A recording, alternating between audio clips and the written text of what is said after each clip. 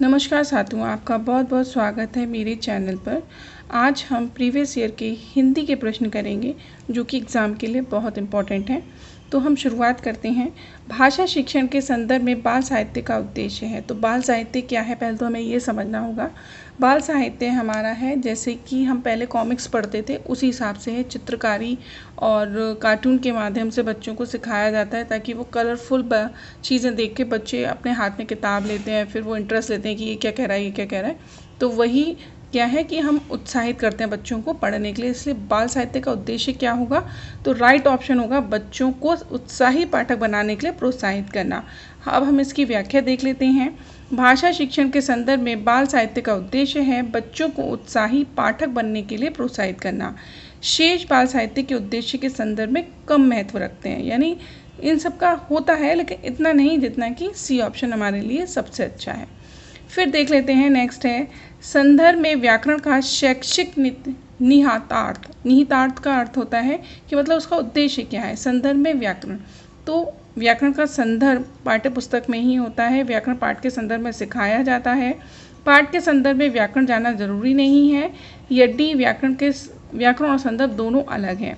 तो हमारा जो सही ऑप्शन है वो है बी, कि संदर्भ में व्याकरण का शैक्षिक निहितार्थ है, क्योंकि व्याकरण पाठ के संदर्भ में सिखाया जाता है। जैसे अब आप संदर्भ लिख रहे हैं तो उसमें व्याकरण आ जाएगी, उसका अर्थ क्या है, मुहावरे हैं, संधि विच्छेद, ये सब हमें उसमें देखने को मिलता है। तो हम इसकी व्याख्या देख लेते हैं।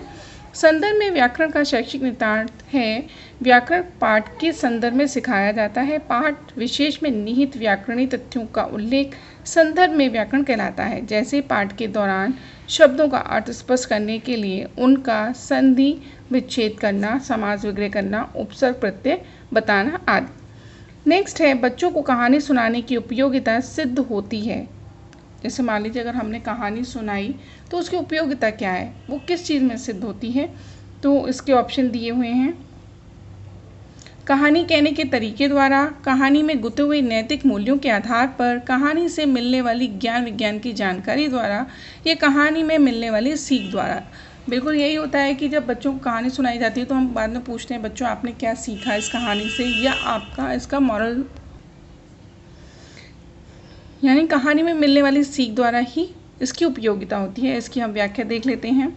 बच्चों को कहानी सुनाने की उपयोगिता कहानी से मिलने वाली सीख द्वारा सिद्ध होती है, यानी अवधारणा कॉन्सेप्ट के निर्माण में कहानियों का महत्वपूर्ण योगदान होता है। कहानी द्वारा ही बच्चों में नैतिक मूल्यों का विकास होता है। जैसे मान लीजिए एग्जाम्पल के तौर पर एक टीचर ने राजा हरिश्चंद्र की कहानी सुनाई, तो अब हम बच्चों से पूछेंगे कि आपको इससे क्या सीख मिली, आपने क्या सीखा, तो वो हम उनमें मॉरल डाल रहे हैं। तो यही कहानी की उपयोगिता होती है।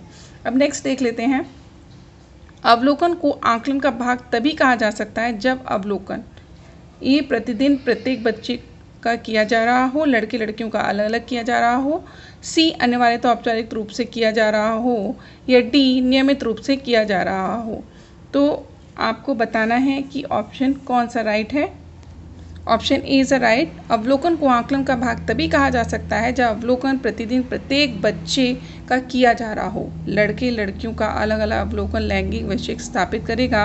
औपचारिक अवलोकन का कोई नहीं महत्व नहीं होता तथा नियमित अवलोकन से समयान्तर की संभावना होने का कारण दोषपूर्ण है।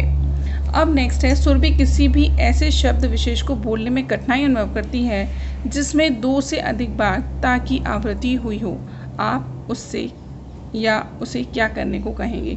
ऐसे शब्दों का विकल्प ढूंढ कर देंगी, या बी ऐसे शब्दों को बार बार सुनने के लिए कहेंगी, या सी बोलते समय इस ओर ध्यान न देने के लिए कहेंगी, या ता वाले शब्दों को बार बार उच्चारण कराएंगी।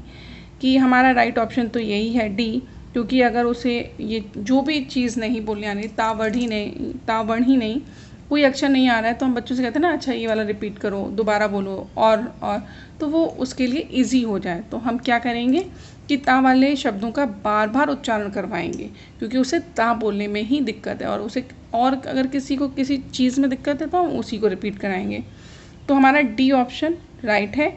उच्चारण संबंधी दोष के निवारण हेतु तेज ध्वनि के साथ अधिकतम अभ्यास आवश्यक होता है। अतः सुरभि से ऐसे शब्द विशेष जिसमें ता की आवृत्ति 2 से अधिक बार हुई हो बार बार उच्चारण करवाएंगे। नेक्स्ट है, प्राथमिक स्तर पर भाषा का आकलन करने में सर्वाधिक सहायक है क्या? पोर्टफोलियो, नाटक का मंच, लिखित परीक्षा या वीडियोग्राफी? तो ऑब्वियसली वीडियोग्राफी ही प्राथमिक भाषा का आकलन करने के लिए सर्वाधिक सहायक है। नेक्स्ट है, यदि तुम्हें डलिया भरकर आम दिए जाएं तो तुम क्या करोगी? इस प्रश्न का उद्देश्य है, यानी आपने बच्चों को आम भरकर टोकरी दे दी और उनसे आप पूछ रही हैं बताइए आप इसका क्या करेंगे। तो बच्चे अब ऑप्शन दिया हुआ है, बच्चे के अनुभव और चिंतन का स्थान देंगी, बच्चों को मौखिक परीक्षा लेंगी, बच्चों को गणित की आवृत्ति मतलब गणित की ओर प्रवृत्त करेंगी, या बच्चों को नए शब्दों से परिचित कराएंगी। तो शब्द तो इसमें नहीं है।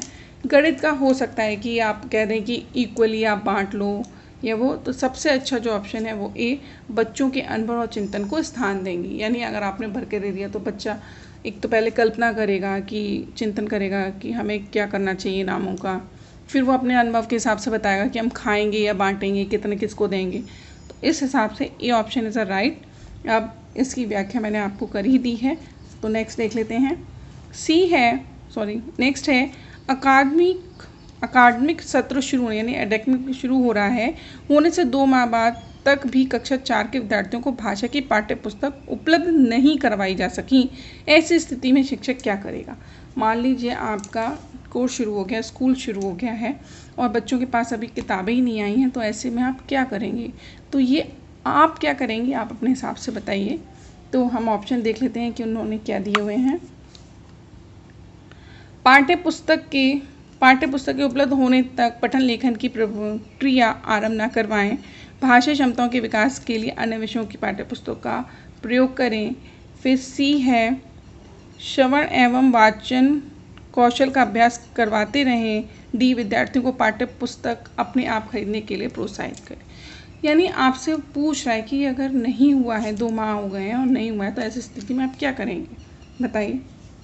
फिर आपका जो है सी ही ऑप्शन सही जाता है कि श्रवण एवं वाचन कौशल का अभ्यास करवाते रहेंगे, यानी उनसे कहें, उनको बोलकर पढ़ाएंगे और कहेंगे सुने वो और अपना चिंतनशील वो करें। अब हम देख लेते हैं इसकी व्याख्या।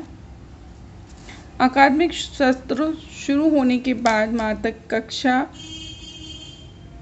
अकादमिक सत्र शुरू होने के 2 माह बाद तक की कक्षा 4 के विद्यार्थियों को पाठ्य पुस्तक उपलब्ध नहीं करवाई गई। ऐसी स्थिति में शिक्षक श्रवण एवं वाचन कौशल का अभ्यास करवाते रहेंगे, यानी पढ़ना और सुनना।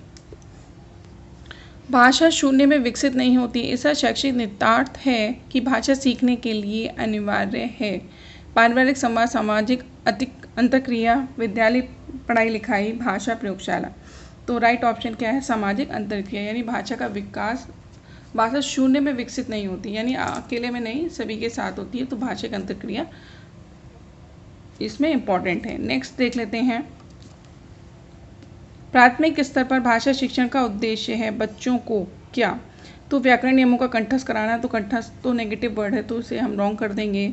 अक्षरों की बनावट के प्रति सचेत करना, फिर है सहज अभिव्यक्ति का अवसर देना, मातृभाषा की लिपि की पहचान कराना। देखिए बहुत से तो अवसर ही लगा दें क्योंकि अवसर पॉजिटिव वर्ड है और ये ट्रिकी भी है, तो आप इसी को ऑप्शन चुनेंगे, लेकिन जो राइट ऑप्शन है वो है बी कि अक्षरों की बनावट के प्रति सचेत करना। भाषा शिक्षण का उद्देश्य क्या है?